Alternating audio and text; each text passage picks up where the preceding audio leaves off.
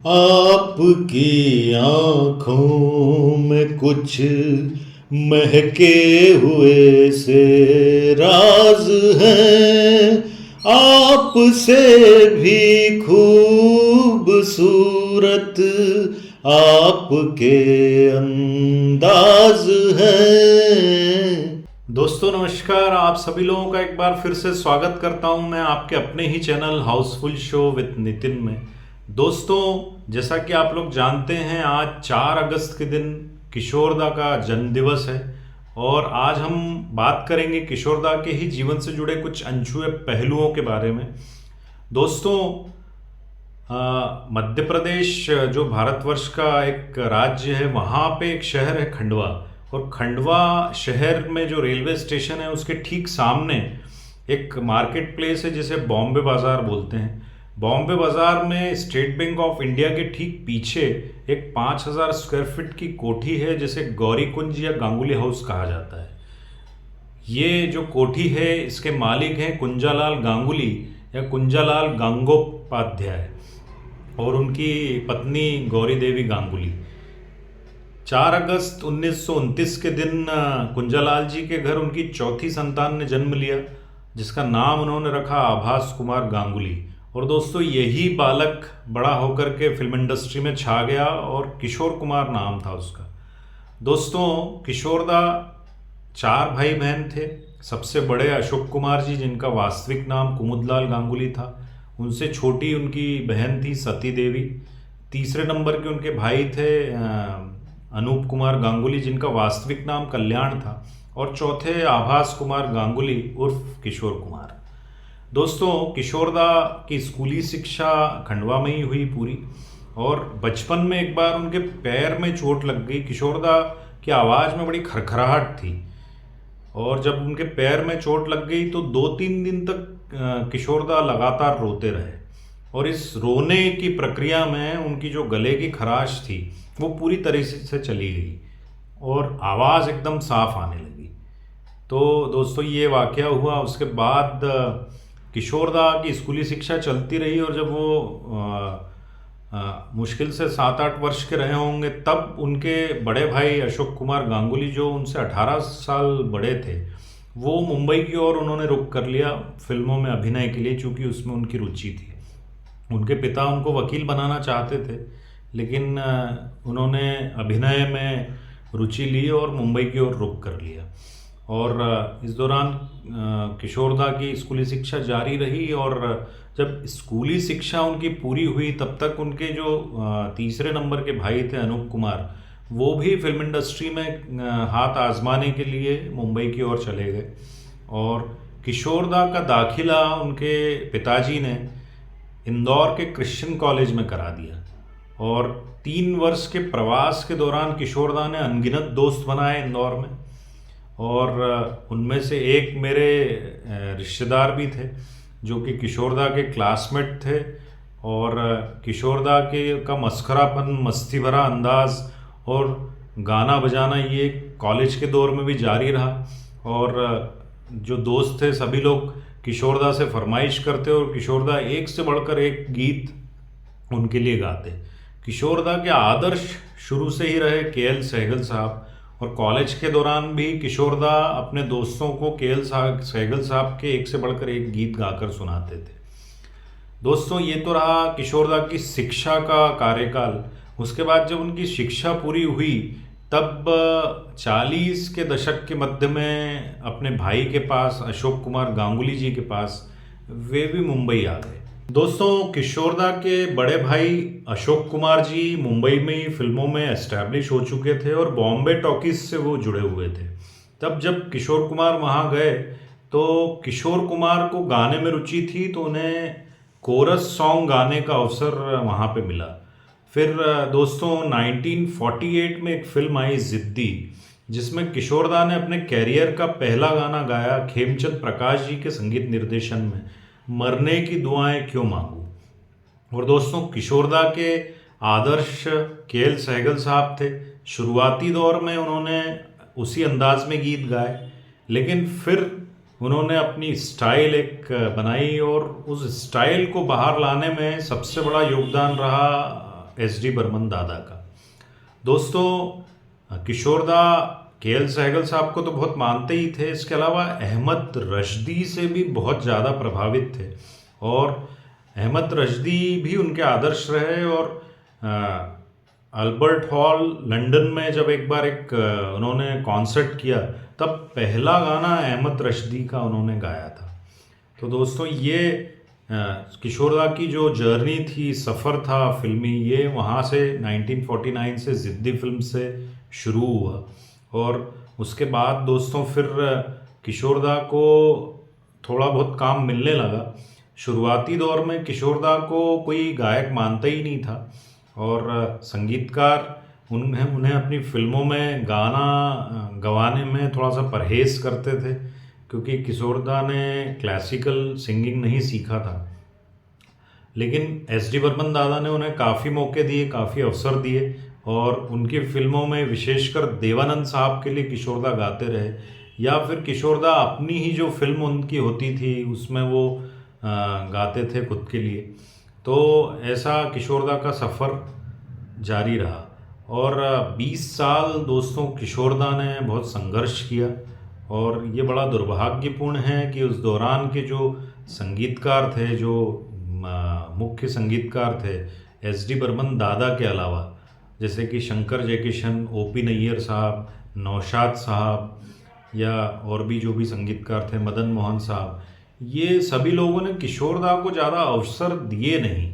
लेकिन दोस्तों कहते ना कि बूढ़े के भी दिन फिरते हैं, तो किशोर दा ने 20 साल भयंकर संघर्ष किया।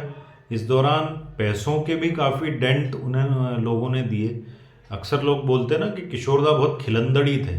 खिलंदड़ी नहीं थे, किशोर दा बहुत जाबाज व्यक्ति थे, बहुत दिलदार व्यक्ति थे, बहुत यारबाज व्यक्ति थे। लेकिन किशोर दा ने इतने धोखे खाए अपने जीवन में पैसों को लेकर के कि किशोर दा का थोड़ा सा रुख पैसों के प्रति कठोर हो गया। कई बार फिल्मों में म्यूज़िक डायरेक्टर या जो प्रोड्यूसर होता वो पैसे उन्हें अगर पूरे नहीं देता तो वो गाना गाते नहीं थे। बहुत सारे ऐसे प्रसंग हैं जब किशोर दा ने गाने से मना कर दिया एन मौके पे जब रिकॉर्डिंग होनी थी। उसका कारण ये था कि पेमेंट नहीं हुई थी। उनका ड्राइवर था अब्दुल, जो कि उनका असिस्टेंट भी था, उससे वो पेमेंट पूछने का कोड वर्ड था, अरे अब्दुल चाय आ गई क्या? तो वो फिर उनको बोलता था कि हाँ चाय आ गई और पी भी ली, तब वो समझ जाते थे कि पेमेंट आ गया है। और अगर वो कह दे कि नहीं चाय नहीं आई है और नहीं पी है तो फिर किशोर दा वो गाना नहीं गाते थे। तो ऐसा किशोर दा का कैरियर ज़िद्दी से स्टार्ट हुआ। 20 वर्ष उन्होंने भयंकर संघर्ष करा। दोस्तों इस दौरान 1950 में किशोर दा की रूमा घोष से शादी हुई, लेकिन रूमा जी भी एक प्रोफेशनल सिंगर थी और किशोर दा शुरू से ये चाहते थे कि उन्हें एक हाउसवाइफ मिले, परफेक्ट हाउसवाइफ जो उनके घर को संवार सके। लेकिन रूमा जी की अपनी प्रायोरिटीज़ थी और ये शादी चल नहीं पाई। 1952 में किशोर दा की पहली संतान हुई जिनका नाम अमित कुमार है, जो कि सुप्रसिद्ध गायक हैं फिल्म इंडस्ट्री में। 1958 में रूमा घोष जी से उनका तलाक हो गया, दोनों सेपरेट हो गए। फिर 1960 में उस दौरान की सबसे सफल अभिनेत्री मधुबाला जी से किशोर दा का ब्याह हुआ, शादी हुई। लेकिन आप विडंबना देखिए कि मधुबाला जी कुछ समय बाद बुरी तरह से बीमार पड़ गई, 6-7 साल बिस्तर से नहीं उठ पाई और उनका निधन हो गया। और दोस्तों फिर किशोर दा अकेले हो गए। 1976 में किशोर दा की फिर से शादी हुई। किशोर दा की आशा थी कि इस बार मैं ये शादी करूँगा तो मुझे परफेक्ट हाउसवाइफ मिलेगी और मेरे घर को संवार देगी, संभाल लेगी। लेकिन योगिता बाली जी से उनकी शादी हुई 1976 में और 78 में फिर से वो लोग सेपरेट हो गए, जिसका कारण बना योगिता बाली जी को प्यार हो गया था मिथुन चक्रवर्ती से और किशोर दा का साथ उन्होंने छोड़ दिया। किशोर दा एक बार फिर से अकेले हो गए। और दोस्तों फिर किशोर दा ने चौथी शादी की 1980 में लीना चंद्रावरकर जी से। वो भी उन्होंने किशोर दा ने उन्हें प्रपोज किया था। और आखिरी शादी जो हुई किशोर दा की वो परफेक्ट हाउसवाइफ निकली और किशोर दा की जो एक्सपेक्टेशंस थी उस पर वो परफेक्ट बैठी। और किशोर दा की एक संतान सुमित कुमार उनकी चौथी वाइफ लीना चंद्रावरकर जी से है। तो ये दोस्तों उनका पर्सनल लाइफ के बारे में कुछ बातें हैं। दोस्तों जहाँ तक कैरियर की बात है तो 20 वर्ष उन्होंने भयंकर संघर्ष किया। इस दौरान सिर्फ एस डी बर्मन दादा उनसे गवाते थे और बाकी किसी भी संगीतकार ने उनसे विशेष कोई गीत नहीं गवाए। 60 के दशक में चंद गीत शंकर जयकिशन, मदन मोहन जी, इक्का दुक्का ओ.पी. नैयर साहब ने उनसे गवाए। लेकिन किशोरदा का जो सूरज है वो चढ़ा 1969 में जो फिल्म आई आराधना, आर.डी. बर्मन के संगीत निर्देशन में। उसके बाद किशोरदा अपने मरते दम तक फिल्म इंडस्ट्री के नंबर 1 गायक रहे। और दोस्तों किशोरदा ने क्या गीत दिए हैं फिल्में, विशेषकर 70 के दशक में जो उन्होंने गीत गाए हैं वो अद्भुत थे। और आर.डी. बर्मन साहब के साथ उनकी जो केमिस्ट्री थी, जो तालमेल था, वो अद्भुत था। एक से बढ़कर एक गीत दोनों ने दिए। लेकिन दोस्तों जब व्यक्ति सफल हो जाता है ना, तब सभी लोगों की नज़र उस पर पड़ती है और सभी लोग तवज्जो उसको देने लगते हैं। तो दोस्तों फिर उस दौरान के जो तत्कालीन जो बहुत सक्रिय संगीतकार थे आर.डी. बर्मन साहब के अलावा, वो थे लक्ष्मीकांत प्यारेलाल जी और कल्याण जी भाई, आनंद जी भाई। फिर बाद में 80 के दशक में बप्पी लहरी भी आए। इन सभी लोगों ने किशोरदा से भरपूर गीत गवाए और किशोरदा कहना चाहिए कि उस दौरान सबसे सफल गायक बन गए। दोस्तों किशोरदा का ये रिकॉर्ड रहा है, 8 फिल्म फेयर अवार्ड उन्हें मिले हैं, जो कि आज तक रिकॉर्ड है। आज तक किसी भी पार्श्व गायक को 8 फिल्म फेयर अवार्ड नहीं मिले हैं। इसके अलावा दोस्तों एक और रिकॉर्ड किशोरदा का है, 28 बार उनका नॉमिनेशन फिल्म फेयर के लिए हुआ है, जो कि अनबीटेबल रिकॉर्ड है आज तक। और दोस्तों किशोरदा ने क्या आवाज़ पाई थी दोस्तों। मुझे लगता है कि हीरो की आवाज़ थे किशोरदा। और वैसे मैं रफ़ी साहब का बहुत बड़ा भक्त हूँ, लेकिन किशोरदा भी मुझे बेहद बेहद प्रिय हैं दोस्तों। ऐसी आवाज़ यूनिक थी किशोरदा की। और ये बात कहने में मुझे ज़रा भी परहेज़ नहीं है कि किशोरदा की आवाज़ में जो थ्रो था और जो वज़न था, वो थ्रो और वज़न आज तक कोई भी नहीं दे पाया है। मुझे लगता है वो थ्रो सबसे बेहतर था, वैसा थ्रो आज तक कोई नहीं दे पाया। और जो वज़न था, कई लोग उनकी कॉपी करते हैं, लेकिन किशोरदा वाला ब्लेंड कोई भी नहीं ला पाता दोस्तों। वो यूनिक थी अपने आप में आवाज़, हीरो की आवाज़ थी। और किशोर कुमार, जैसा कि आप लोग सभी लोग जानते हैं, न सिर्फ गायक थे, वो एक बेहतरीन म्यूज़िक डायरेक्टर थे, लिरिसिस्ट थे, निर्माता थे, निर्देशक थे। तो बहुविज्ञता थी उनमें, वर्सेटैलिटी थी, बहुमुखी प्रतिभा के धनी थे वो। इतने सारे कार्य एक व्यक्ति कर पाता है, ये अपने आप में आश्चर्यजनक है। और दोस्तों सबसे बड़ी बात है, किशोरदा बेहतरीन कॉमेडियन भी थे। किशोरदा की टाइमिंग और सेंस ऑफ ह्यूमर अद्भुत था। महमूद जी तो ये उनके बारे में बोलते थे कि किशोरदा मेरे भी गुरु हैं कॉमेडी में। और दोस्तों क्या फिल्में दी हैं किशोरदा ने, जिसमें उन्होंने अभिनय किया है। प्यार किए जा एक फिल्म थी जिसमें महमूद भी उनके साथ में थे, उसमें किशोरदा का अभिनय अद्भुत था। आज भी कई बार वो फिल्म मैं देखता हूँ।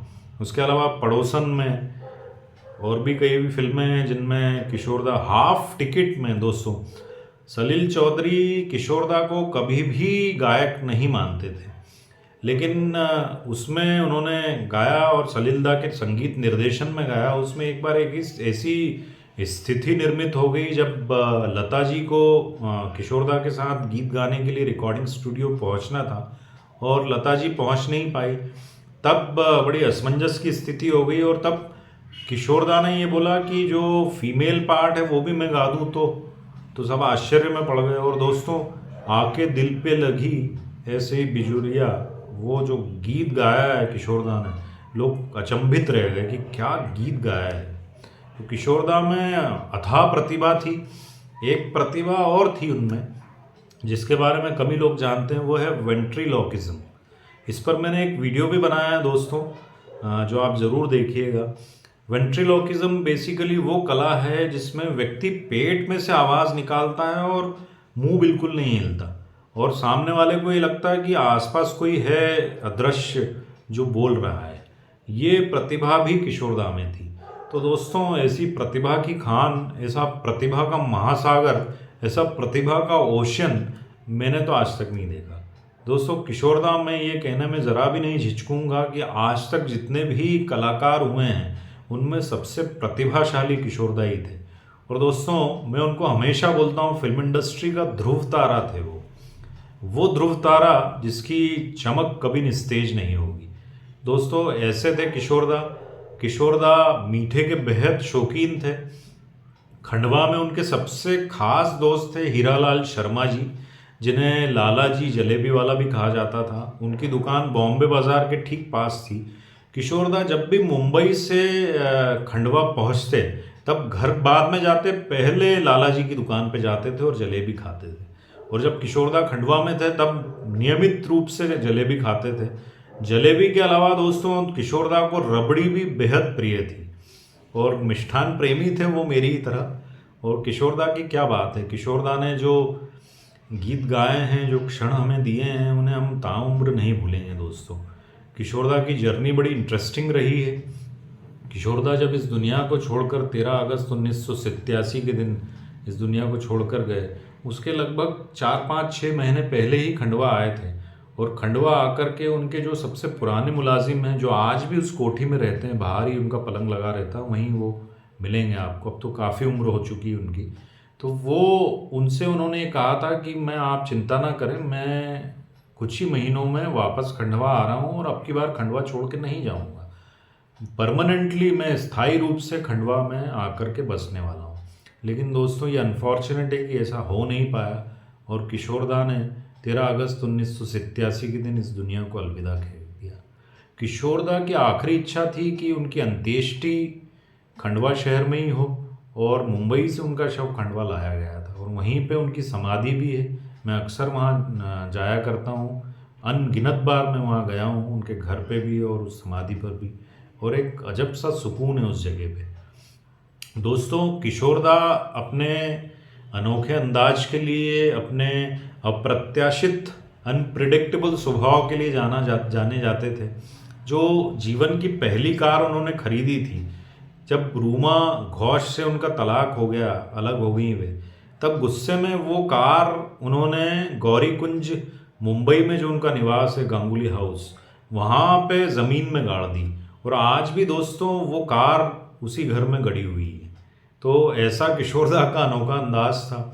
और उनका जो घर था, घर के बाहर में अक्सर लोग लिखवाते हैं बी वेयर ऑफ डॉग्स, लेकिन किशोरदा ने वहाँ लिखवा रखा था B where of Kishore Kumar. तो ऐसा अंदाज था दोस्तों किशोर कुमार का। और किशोर कुमार के बारे में इतनी बातें हैं कि मैं बात करूँगा तो रात बीत जाएगी। लेकिन दोस्तों आज के लिए इतना ही।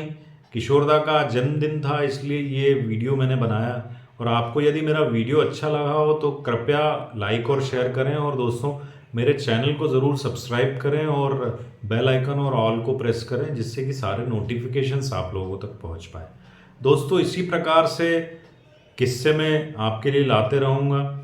अगली बार कोई और हस्ती के बारे में लेकर के आऊँगा। दोस्तों तब तक मैं यही कहूँगा कि अपना खूब ध्यान रखें और स्वस्थ और प्रसन्न रहें और हमेशा मुस्कुराते रहें। दोस्तों अभी के लिए अलविदा, जल्द ही मिलते हैं। नमस्कार दोस्तों। लब हिले तो मोगरे के फूल खिलते हैं कहीं, आपकी आँखों में क्या साहिल भी मिलते हैं कहीं, आपकी खामोशियाँ ही आपकी आवाज है, आपकी आँखों में कुछ महके हुए से राज है।